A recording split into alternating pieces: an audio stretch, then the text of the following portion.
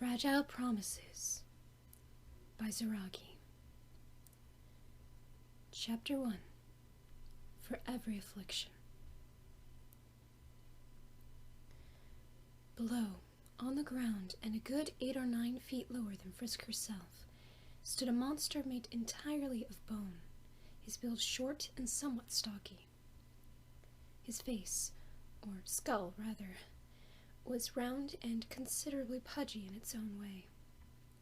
The majority of his features was taken up by 2 dark holes, his eye sockets. From within shone 2 tiny points of light. They gleamed white through the darkness, twin pricks like crystal, winking out every so often as he blinked up at her, expression calm, but searching, maybe a little tense too. He was dressed in his usual outfit, an old, white, stretched-out t-shirt, a pair of black track shorts with white stripes on the sides, and his favorite blue jacket draped thickly over his upper half. It gave him a good deal more mass than he had, something Frisk was reminded of every time she hugged him. Beneath all that material, the skeleton monster was really quite thin, a fixture of smooth, frail bone and magic joints holding him together. On his feet he wore worn and dirty pink slippers, a pair that sorely needed to be replaced before they unraveled completely on their own. Sans? The skeleton perked up at the sound of Frisk's voice, something just barely like relief washing over his face. His shoulders relaxed, posture becoming far more at ease than it had been a moment ago. Frisk realized he was a little out of breath, and she vaguely wondered how long she had been sitting out in the forest, that even the seemingly unflappable Sans had been worried enough to come looking for her. "Oh," Sans released in a huffed breath, grinning like he had stumbled upon the greatest treasure in the world. "There you are, kiddo. I figured I'd find you out here, somewhere. Funny how you always find what you're looking for in the last place you look. Whew." Yeah, Frisk winced, knowing his words were meant as a joke, but only succeeding in making her feel all the more guilty. Frisk shot a panicked glance back toward Kara, half expecting them to be leering down at Sans, like they sometimes did, only to find that the apparition had faded away. They were still there, Frisk knew, somewhere. Perhaps nothing more than a weighted presence in the back of her mind, but it didn't matter. Frisk felt more at ease with them out of sight. She took a shuddering breath, mentally praising Sans for his good timing. The skeleton always seemed to be there when she truly needed him most, both on the surface and back in the underground. Whether he knew it or not, he was often the pillar, or at least one of the pillars, of her life that gave her the most strength to keep going, to keep her fighting against Kara's will for something better, even when she failed almost every single time. There was something about him that just encouraged a person to do their best, not in the same way as Papyrus, Sans' brother, did, but in his own quiet, warm, gentle way. "Hey, you, okay up there?" Sans edged his way a few steps to the right, head tilted back, trying to get a better look at her. She couldn't be much more than a hazy silhouette against the stars from his point of view. "Sheesh, that's a pretty big rock." Frisk giggled softly, trying to force together her still shattered emotions, all while appearing like her normal self. "It's not that big," she countered good-naturedly. Carefully shifting into a crouch, Frisk eased herself forward a little, toward the edge of the boulder, fixing Sans with a forced smile and hoping he wouldn't be able to see the red puffiness around her eyes from crying. A lifetime living in the underground had granted Sans a keen sense of night vision, a trait many of the other monsters shared. "And yeah, I'm fine." "Oh, well, that's good." Sans shook his head in wonderment, stuffing his hands into the pockets of his jacket. "Say what you want, kid, but I think that's one of the biggest rocks I've ever seen. In fact, Getting stuck up there would really... Frisk already knew it was coming. Leave you between a rock and a hard place. She sent him a look, trying hard and failing to hide the more genuine smile from her face. Did you have a reason to be looking for me, Uncle Sans? Or did Undyne punch you out of camp again? She grinned. Needed someone less violent to practice puns on?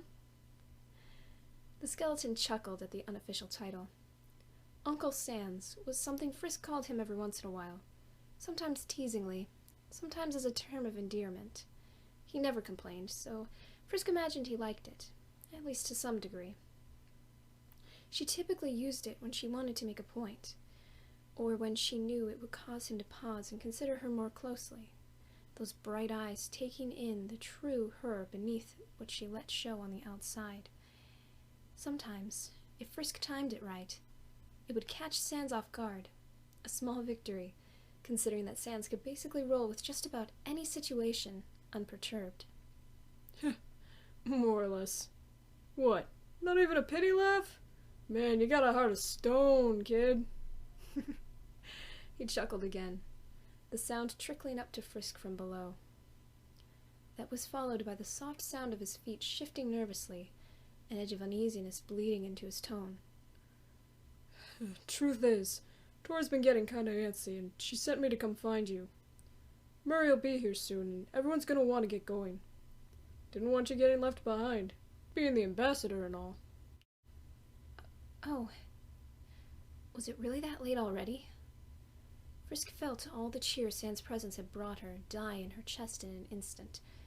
She was sore from sitting still so long, her stomach aching and hungry. She felt tired, and yet it seemed her whole night, her last night this run, was already planned out for her. She sighed, wishing she didn't have so many responsibilities, but as the ambassador between humans and monsters, it was unavoidable. All right, she replied slowly. Well, I'll be right down. Just wait a minute, okay? Okay. Not going anywhere. You got this, kiddo. You rock. Really, Sans? Hey, what can I say? These rock puns are real gems. How do you think of so many puns about rocks? Frisk laughed in mock frustration. She had begun to scoot herself closer to the edge of the boulder, feet dangling out high over Sans' upturned head. The skeleton grinned, his eyes shining brighter in obvious merriment. Sedimentary, my dear Frisk. If you like, I shall think of a few more. Frisk edged closer, hands braced for balance. What does sedimentary mean? Rock that's formed from sediment deposited by water or air. Oh, what's sediment? You know that slimy, silty dirt that settled over the rocks in the creek? Especially when no one's gone swimming in a while? Yeah? Close enough. Frisk laughed. Yeah, well, do you think you can hold off on the funny stuff until I get down from here? If you make me crack up on the way down, I might slip and fall. Then I'll be really cracked up, as in my bones. Sans shrugged, nonchalant as ever, as he tucked his hands even further into his pockets. To any untrained eye, he would have appeared unconcerned, but Frisk thought she noticed his shoulders tense again a little at the idea of her losing her grip and taking a tumble. Okay, He answered, smile twitching a little at the edges. just take your time. Your mom will skin me alive if I let anything happen to you. I made a promise, remember? Frisk gave a soft snort and rolled her sore from crying eyes. You don't have skin, Sans. The skeleton flashed her a knowing smirk. Wouldn't stop her. Being on your mom's bad side is a fate worse than death. You know what they say about a woman's scorn. No, Frisk huffed. She maneuvered her body into place, readying to start her journey downward. I don't, but I'm sure you've had plenty of practice. Ouch! Climbing up to her contemplation spot on the boulder was always a lot easier than climbing down. Frisk didn't know why. It just seemed to be the way things worked. She had never been one to fear heights, or fear much of anything, really. But that didn't mean the impressive stretch of rock below her didn't make her brain feel a little dizzy and lightheaded. She surveyed the way down in the hazy glow of the moon and starlight with a critical eye. There were footholds in the rock face, hard to see unless you knew just where to look for them. Time spent exploring the rock and its surrounding forest meant Frisk had memorized every inch of its pitted surface. Even not being able to see everything clearly, she wasn't worried. She shuffled her legs further over to the side, bare toes twitching until they found the first foothold, and then eased herself over the rim, turning over as she did so. 1 foot at a time, one hand over the other, she began to make her way down towards solid ground. "Besides," she continued with a grunt, "Mom would never hurt you. She likes you too much." She paused and glanced over her shoulder, not wanting to miss Sans' reaction. She wasn't disappointed. The skeleton's face had turned a faint shade of cyan, only visible because the rest of the world around him was so dark. In daylight, it would have been almost impossible to see, especially to the unobservant eye, but here, Frisk could see it easily. It was Sans' own unique form of a blush, the only telling sign of his embarrassment. His skull had sunk down into the hood of his jacket, the blue fabric pooled around his neck, effectively hiding the lower portion of his face. It was rare to catch Sans off guard like that, but then again, Frisk was probably one of the few who knew how. She'd had plenty of time to pinpoint just what would make him turn shy, even if the rest of him was still a mystery. The sight made her laugh out loud, the sound carrying and echoing around the clearing. "Oh my gosh, your face!" she wailed in glee. Sans hunkered further into his coat. Yeah, well, your mom likes everybody," he mumbled back, hardly audible. Frisk knew better. Sans liked her mother, Toriel. Not in a like sort of way, but it was easy to see she meant something to him. They shared a similar sense of humor, a similar caring nature for those around them. They brought out the best in each other, Sans chasing away Toriel's past sorrows, and Toriel, in turn, giving him that loving friendship that Sans seemed to have never had from anyone other than his brother. There had been some teasing in camp, of course, especially from some of the other guards and sentries, that Sans and Toriel were growing to be more than just friends. Sans assured them that wasn't the case, and Frisk believed him. They were just close, in a way only those who share a common understanding of the world can be. It did make for some hilarious teasing remarks, though, and Sans being Sans, those were hard to come by.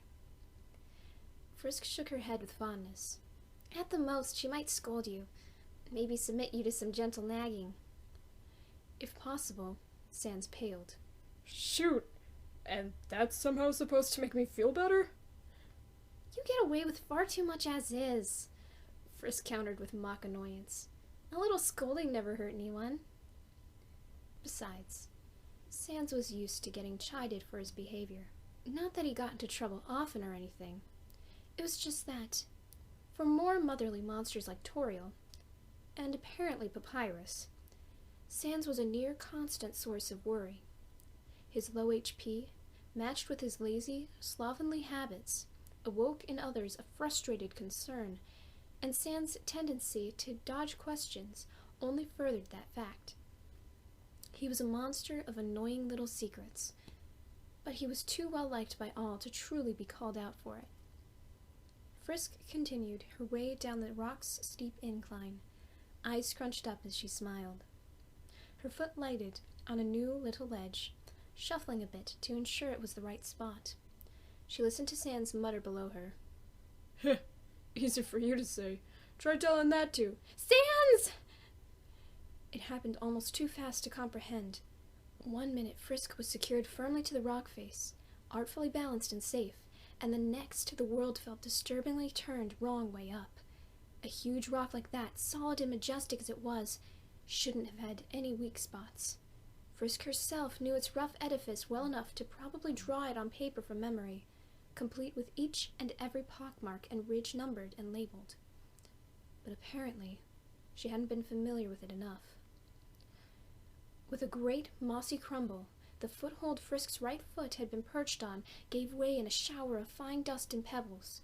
Balance lost, her front slammed painfully against the rock's side, her hip protesting sharply and knocking the wind out of her as she yelped her friend's name before her hands lost their grip in the resulting jolt.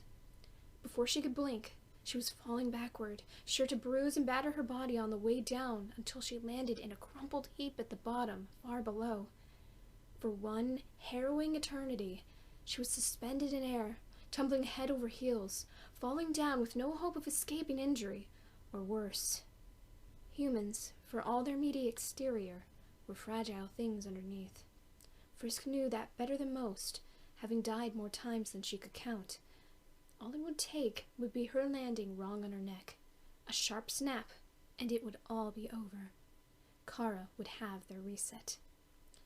Time seemed to slow as Frisk fell toward what could be that run's final moment, and then something warm, blue, and familiar wrapped achingly tight around her soul. Frisk gasped, hands wrenching up to claw at her chest, groaning in discomfort at the feeling of pressure in her body as her fall was abruptly aborted. Her vision blurred, her wet bangs slapping into her eyes, making them sting. She trembled, breath ragged as her gaze slowly lowered to the blue glow coming from beneath her sweater. Her normally red soul was tinged in vibrant cerulean. It may have been beautiful, if not for the ache in her chest and the sudden onslaught of unwanted memories. Images of a different time, a different run, assaulted her mind's eye like wasps, one startling recollection after another, all in quick succession and rapidly increasing in speed. Gold, blood-spattered tiles, fake sunlight streaming through tall, intricate windows, pillars stained with red handprints, smeared and dripping, the tinge of copper in the air, the glow and hum of magic, the shifting of slippered feet against a gritty surface, the thrill and terror of fighting for one's life, the horror of judgment, the pain, the fear, the guilt, the hopelessness. For a single, horrible, endless moment, it consumed her, blotting out all reason or logic. Frisk was back in the hall, facing down a friend she would do anything to save, his magic choking her soul and bone attacks piercing deep into her flesh. The agony was like nothing she had ever felt, and beyond it all was Kara's crazed laughter echoing in her mind. Frisk was vaguely aware of how hard she was breathing, hyperventilating, gasping for air that felt too thick, too absent to be accepted into her small lungs. She was shaking, the feeling oddly strong as she spiraled and swirled in her senseless panic. But the magic hold on her soul had dropped.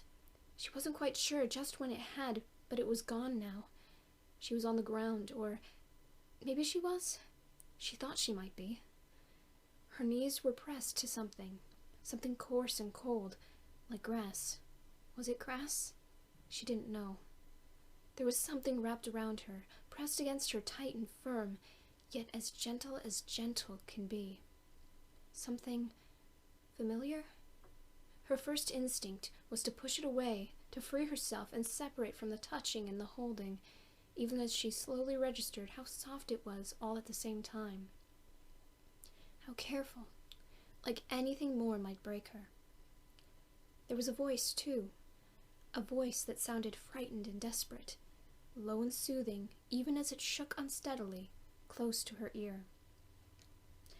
It, too, was familiar, and it never sounded like that. Did it? No. No, it wasn't meant to sound like that. Never. And yet, that same voice slowly drew her back to consciousness, back to her right mind, pushing past her panic and her fear and those dreadful memories and images. Frisk focused on the voice and what it was saying, and her awareness slowly clawed its way back to the surface. Frisk, come on, buddy. It's okay. I gotcha. You're all right. Just took a little jolt, that's all, okay? Shh.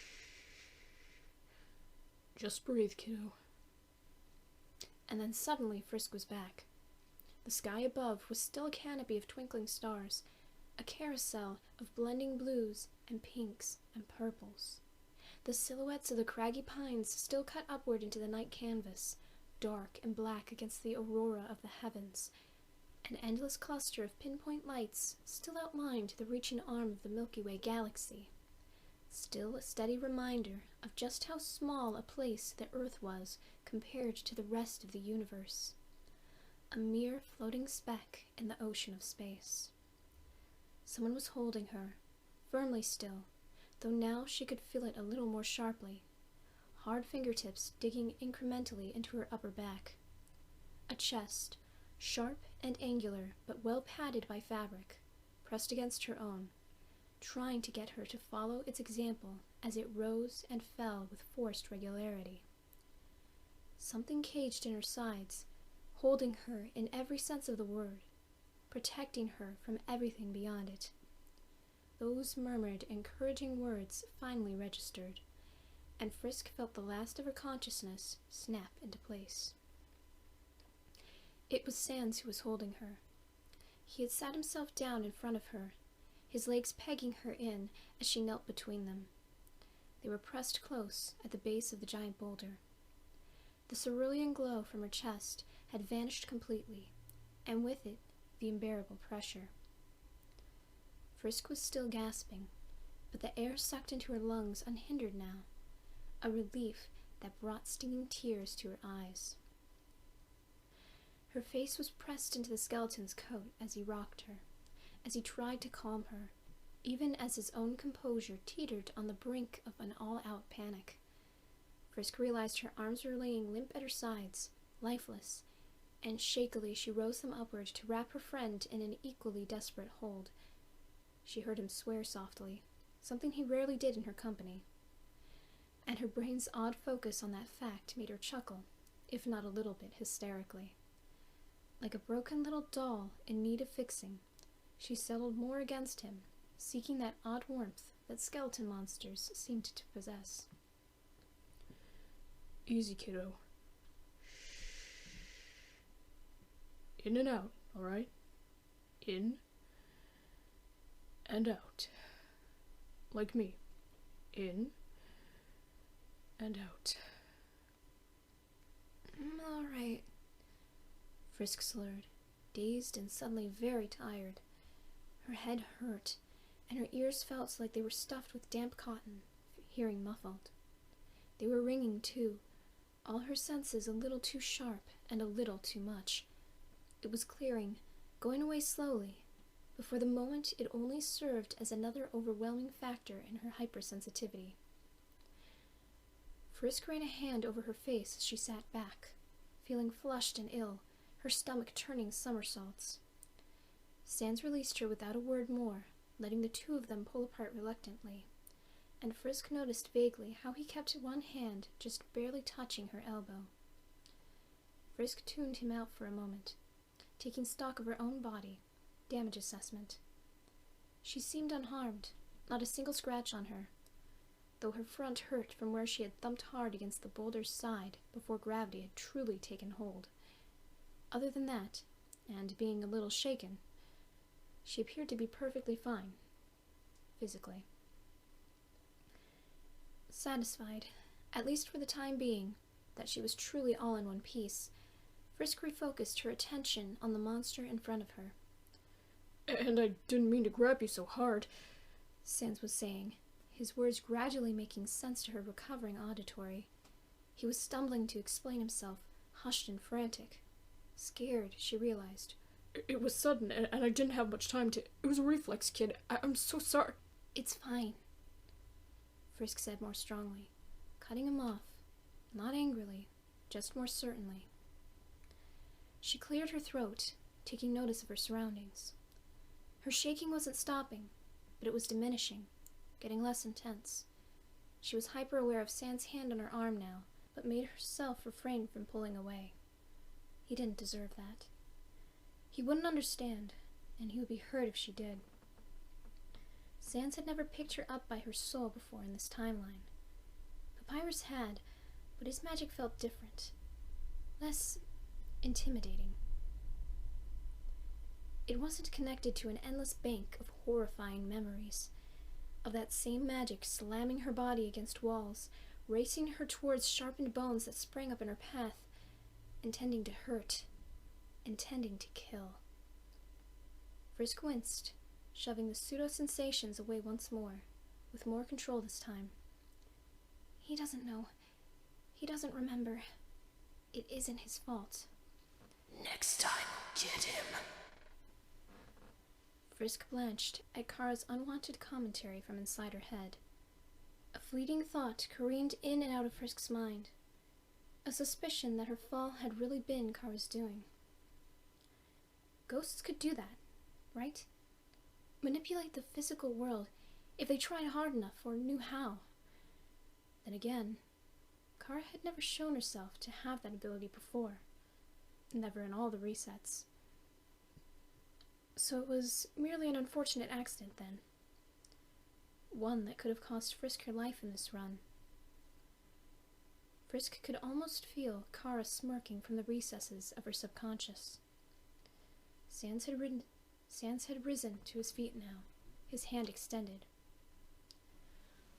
We'll make him pay. Instead of pulling away from her friend, Frisk shakily accepted Sans' hand, the skeleton carefully helping her to her feet. Sorry. Guess my soul just doesn't like blue magic, Frisk supplied, with all the casual tact that she could muster, something, hilariously enough, that she had learned from Sans. Guess it just sort of blew my mind. She grinned, raising her eyes to meet his, but Sans didn't look amused. He still looked spooked out of his skull. Kid. Aw, come on, Uncle Sans. It was just a little tumble. I'm perfectly fine. I've had way worse, and you know it. Your magic just startled me, that's all. But I'd rather be a little scared for a minute than crack my head open on my favorite climbing rock. She reached out and took his hands. He was trembling almost as much as she was. You saved me. Nothing bad happened, and I'm okay. For tension's sake, she added. Mom's not gonna skin you alive, I promise. That struck him as funny, and he released a bark of laughter that was equal parts giddy relief and equal parts strangled terror. He gripped her hands in return, giving them a tremulous squeeze. I know I'm a pretty good-looking guy, but, don't you think you're a little young to be falling for me, kiddo? Frisk giggled, suddenly overcome by a wave of affection. She lurched forward to latch onto the small monster's front, hugging him tightly. Whoa, hey, She wanted him to know she didn't blame him, but she didn't have the words. Whatever was stewing in that empty skull of his, she didn't want it to stay there. He didn't have any idea why she had freaked out over his magic. In this timeline, there had never been a desperate showdown between them. No tooth-and-nail fight, no break of trust. He had met her in the judgment hall and given a calm, practiced speech, hands tucked casually in his pockets, telling her how he had watched, how she had gained love, not Love. She didn't want him to think she feared him, even if he had no grounds for wondering if that was the case. She loved him like family, and he didn't deserve that cruel label, that title as judge that, in other resets, tore their friendship apart at the seams, again and again. Tears pricked in the corners of her tired eyes as she nuzzled into his chest, breathing in the familiar, comforting scent of ketchup, bone, and grass.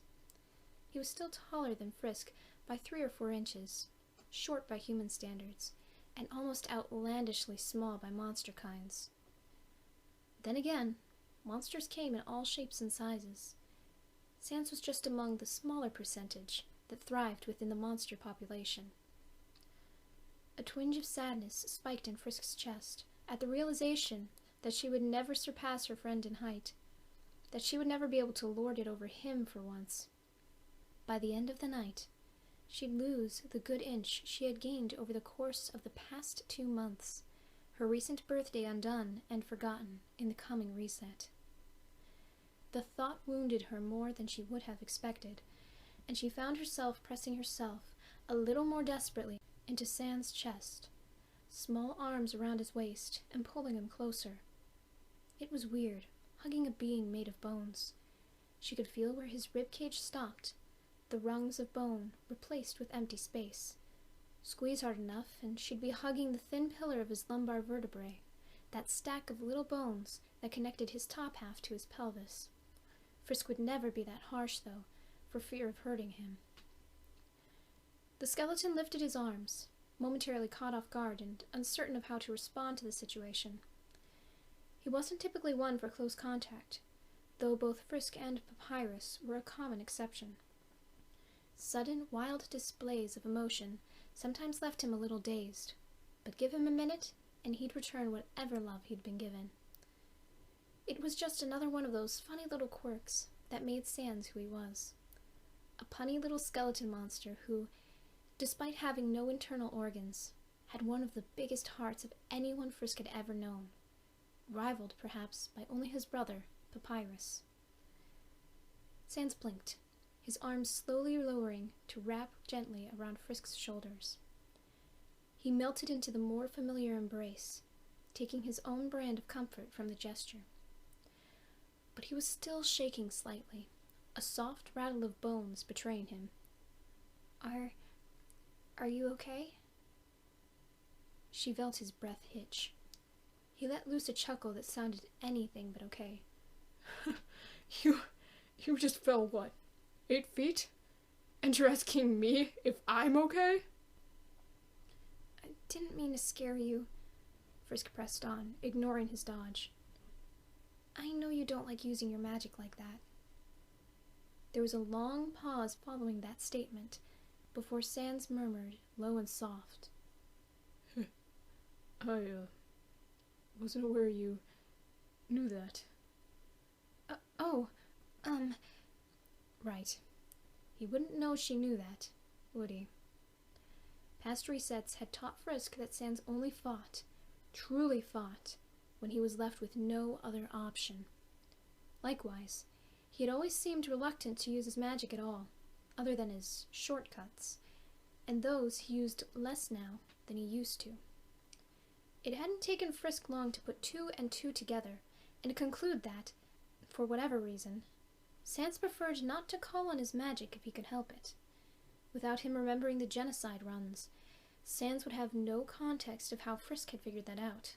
As far as he was concerned, he had never even demonstrated his magic in her presence, beyond a few pranks and acts of laziness. Frisk internally winced at her slip. Usually she was a lot more careful. And again, what did it matter?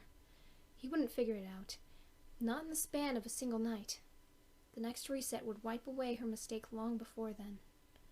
Frisk merely settled for hugging her friend a little more firmly. Just something I figured out, she deflected. More of a hunch, really, but... She let that sentence die out, hoping it would be enough. Apparently it was. Sans gave a soft sigh. Is this a thank you for catching you? He murmured quietly, like a breath. Or a sorry for scaring the marrow out of me? He chuckled weakly, sounding about as tired as Frisk felt. He soothed a hand over her upper back, following the course of her spine. An apology continued without words. Frisk nodded, angling her head back so that her face was tilted up toward his, chin planted in his sternum. If he noticed the slight sheen of tears in her eyes, he didn't call her out on it. He probably figured it was just a byproduct of her close call. Both. Nah, can't be both. Multitasking hurts my brain. A beat, and then as an afterthought. Not that I have one. A brain, I mean.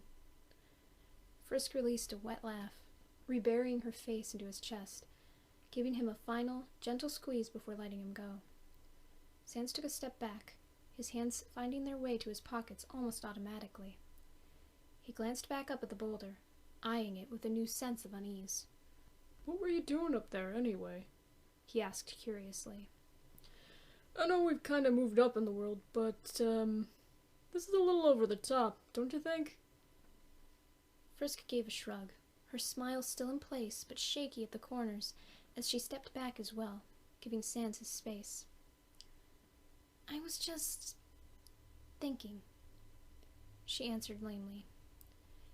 She put her hands behind her back and gave a nearby dandelion flower an absent-minded kick. It was one that had already turned to fuzz, the floating seeds dislodging and descending lazily on the gentle breeze. Thinking, Sans repeated, incredulous. Mm-hmm.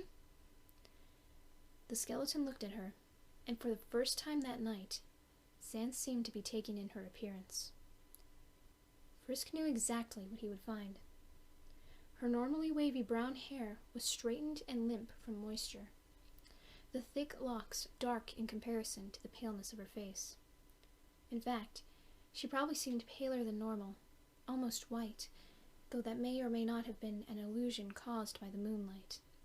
Her eyes, though, no doubt, looked strangely puffed. Sans wasn't an expert in the workings of human biology, but he had known Frisk long enough now to know when she had been crying. More crying than a few moments of half-formed tears would account for. That realization surely tugged at his soul uncomfortably, but he managed to keep his expression neutral. Must have been some pretty intense gear turning, he hummed. Frisk reached out slowly, carefully brushing aside Frisk's damp bangs with his hand, revealing more of her light brown eyes. It was almost a mirror image of what Kara had done earlier, only without Frisk's stomach turning in disgust. His words were joking, but warm sincerity blanketed his every syllable. He can see her now, Frisk knows. Her soft eyes are probably telling him all he really needs to know. Sans was like that. Frisk wasn't sure if it was just a natural ability he had, or whether it had something to do with him being a judge, but he could always see through everything and everyone. Certainly not all-knowing, but sometimes it felt pretty close to it. And even then, whether Sans knew she was hiding something or not, the skeleton kept his expression and voice even and calm. Either you took a dip, or you're sweating like a mold small in Hotland. Frisk tittered at the image, ducking out of his reach with all the grace he had taught her. She wiped a sleeve of her sweater against her brow, dislodging the telling wetness. I took a bath, silly! That's why I'm so damp! She exclaimed. Most of it's water from that. I haven't had the chance to grab a towel. The rest might be sweat from climbing up and down big rocks. She crossed her arms over her chest, nodding with fake seriousness. Or falling off of them. That's a lot of work.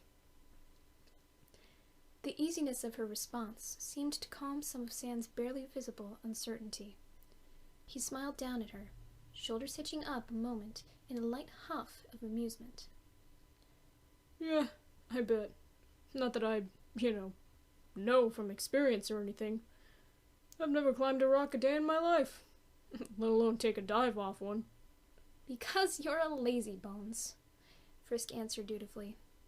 Papyrus wasn't around to say it, so the responsibility naturally fell to her. Sans chuckled, and Frisk couldn't help but grin along with him, liking the warm, pleasant sound. Sans' laugh was a quiet, deep tone, hearty and usually quite genuine in nature, unlike the smile he tended to wear pasted on his bony face. Frisk knew why she sometimes sported that same mask, but she had never quite been able to understand why Sans would have a need to do so as well. Frisk was intent on unraveling the mystery that was Sans, someday. Someday, maybe, but not today. Not tonight. I think you should probably refrain from climbing up into high places unsupervised, Sans continued, a little more seriously.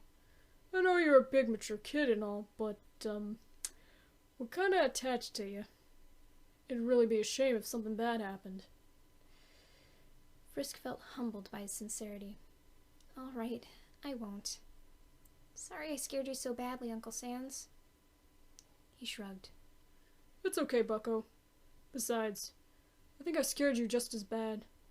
Seems like we're even, so how about we just forget about it, yeah? Okay. Frisk was only too happy to oblige. Good. Sounds good. He easily switched back to a more comfortable topic. So, your mom finally got you to bathe, huh? He somehow managed to wrinkle up the ridge of his nasal cavity, making a face. That stinks. Frisk snorted, giving the skeleton a gentle shove. Won't be long before Mom comes after you for the same reason, she teased. Then you'll have her and Papyrus trying to get you to wash up. Sans' eyelids shrunk comically, which, of course, only set Frisk off laughing again. Sans gave a grunt, muttering something under his breath, feigning annoyance but obviously entertained. All right. We better get you back to camp. Your mom's gonna keel over with worry if we don't. Took me long enough to find you. Plus all our extracurricular adventures. As is, we're probably in for a lecture. Frisk deflated instantly, her somber thoughts returning with a vengeance. Oh, right. Okay. All merriment left her expression, probably leaving her face looking even paler than before. The sudden change was doubtlessly jarring, and Sans seemed to falter, mentally floundering, as though thinking over what he had just said to try and figure out where he had gone wrong. Okay, Sans echoed softly. His uncertainty was clear in his tone. sounds like a plan. Yeah. A moment passed, neither one speaking or moving, and then he started forward, slippered feet soundless in the grass. Frisk fell in step with him automatically, his slow, lumbering pace easy to keep up with. They kept walking, step by arduous step, starting to leave the tall rock and its star-studded clearing behind. But the more steps they took, the more Frisk shrank in on herself, and Sans smile along with her. Frisk could feel him watching her, his skull facing forward, but his eyelights seemingly drawn in her direction. She knew she was being particularly transparent, but she was honestly too tired to care. Let him look. Let him see the weight that pressed down on her. Maybe he could comfort her. Maybe he could understand. Don't be an idiot. No, he couldn't possibly understand. But that didn't stop Frisk from hoping he would. They continued on for several more steps, until they were almost crossing into the shadows of the thickly treed forest, and then Sans surprised Frisk by pulling up short, an arm going out to bring her to a halt as well. You know, He said out of nowhere. Frisk blinked, looking over at him with an air of weary curiosity. maybe you should stay in camp tonight. Let the others go to the meeting without you. For a moment, Frisk stared at him in open shock. Then, with a shake of her head, she cleared her thoughts. Sans, I'm the ambassador. This is an official in-town meeting. I have to be there. She started forward again, Sans matching her step for step. He shrugged, carefully maneuvering over a hidden stone like he could see it plain as day. You're also 9 years old, and there ain't nobody gonna flip out over a child of 9 needing a night off. Frisk sighed, her posture slumping. It's not that easy. Sure it is. Better to beg for forgiveness than to ask permission, right? So you don't go. Your mom and Asgore make up some excuse. The meeting goes on as usual and you get a little rest. There you go. Everyone's happy. It's not like the others can't hold down one meeting out of the hundreds you've attended. The people of Ebit City already know you're awesome. They'll appreciate your awesomeness a whole lot more if it's something they only get to see once in a while, instead of all the time. Frisk snorted, that dreadful numb feeling dissolving into its usual mischief. So what do I do then? She asked with a smirk. Stay in and be lazy like you? Hey, I have a pretty active social life, thank you very much, believe it or not. In fact, I'm pretty sure the Canine Unit's having a card game later on tonight. We could join in, tag team a little, show 'em how it's done. There's not going to be any betting, is there? What? No, no, of course not. Uncle Sans. The skeleton placed a hand on his chest, right over his soul, with the fingers wound in a strange pattern. Sentry's honor. Troy put an end to the gambling a long time ago. This game's on the up and up too, so no worries. Just a bunch of good old sentries playing a good old game of cards, just like we used to at Grilby's. Just minus the cold coins and drinks and the sound of drunk Bunny murmuring in the corner. Come on, kiddo. What do you say? Frisk glanced down at her feet, considering. That would be nice, she admitted carefully. Really nice. A lot better than spending her last few hours in a boring meeting. Sure, she wouldn't get to be with the others. Toriel, Asgore, Undyne, Alphys, and, of course, Papyrus. But at least she'd feel more relaxed. Sans was a good friend, and Kara had been extra hard on him in the last few genocides. The demons seemed to derive a fierce amount of pleasure in hurting him. Deeply. Irreparably. Even when they had a whole cast to choose from, they always liked bringing Sans down to bare desperation the most. They said it was because he was so hard to break. Because, when he did break, he was the most dangerous obstacle Kara could face, Frisk along with them. He was a glass cannon, weak defense, 1 HP. But when it came to offense, if someone could push him that far, his powers and strength of magic were unequaled. And yet, he always lost in the end. Red slashed through his ribs, heaving for breath as he slowly faded away and gave in to his fate. Frisk shuddered, reaching out to fish Sans' hand from his nearest pocket and entwining her fingers with his. She owed it to him to spend a little time building their friendship. Who knew when they would be able to do so again? The human child smiled when she felt Sans' fingers tighten gently around her own. You're gonna have to try and convince Mom, you know that, right? She warned with a smile, giving in. You just leave this to me. Now, what do you say we ditch this walking shtick? He adjusted his hold on her hand to something a little firmer. We got a lot of lost time to make up for. Shortcut? Yes, please. All right. Hang on tight, kid. Frisk took his advice with practiced obedience. She knew how disorientating a shortcut could be, and she had no wish to experience one without Sans' steady presence close at hand. Her fingers tightened their hold minutely, the child reaching the odd, always unexpected warmth of her friend's hand. They didn't even come to a complete stop. Sans slowed their walk, feet changing stride, though only just a little, as though he were trying to avoid running too quickly into something only he could see. A fraction of a second later, Frisk felt the pleasant thrum of magic surround them, climbing higher and higher as it swelled from Sans' soul. Humans typically couldn't sense monster magic in its dormant state, too unattuned to its presence and use to recognize the feeling of strength and compassion it held. In its active state, however, such as when a monster readied an attack or initiated some sort of magic-related task, whatever life beat thrummed through their souls could easily be detected, even by the most inexperienced of humanity. It was a warm, tingling sensation, one that encouraged one's breath to hitch and their heart to pound.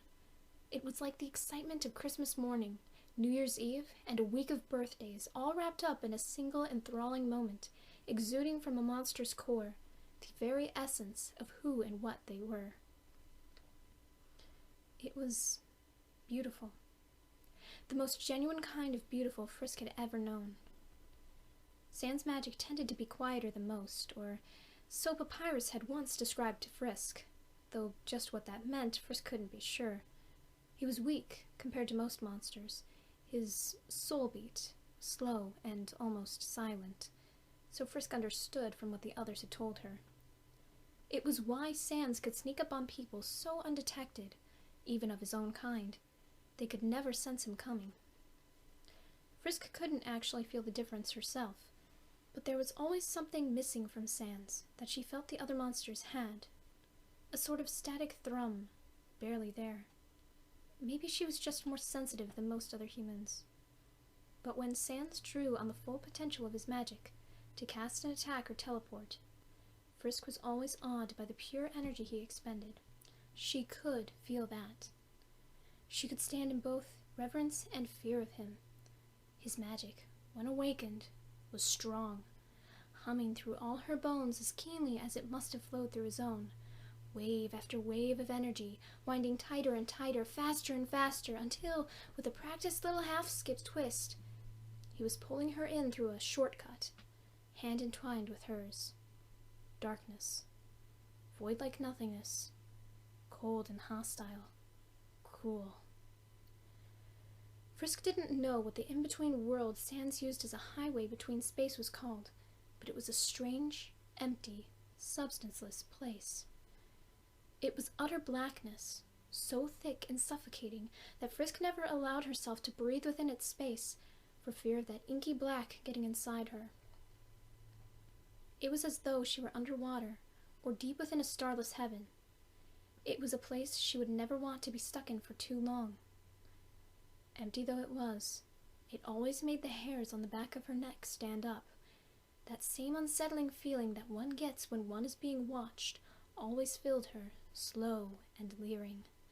It made her feel a little afraid, though she never remembered how afraid until she was already passing through. It was as though that presence, that hidden eye that watched her, was only within her reach to recall when she was in the in-between. The minute she came out the other side, she would forget, until next she passed through the darkness. But, even in that small eternity, she could feel Sans' hand wrapped tightly around hers, a firm grip that promised he would never let her go. His fingers were thin, but sturdy. His magic was the only thing she could feel, and it buoyed her within the darkness, like a life raft, a saving grace. Sans was the barrier between the darkness and herself, a warm, smooth lifeline of bone, and Frisk held on in return just as desperately. And then, in a blink, before Frisk could even truly consider anything about the void, or just what it was, they were being thrust out on the other side. Frisk felt her stomach lurch, the ground hitting the soles of her feet as she skidded from the void into reality.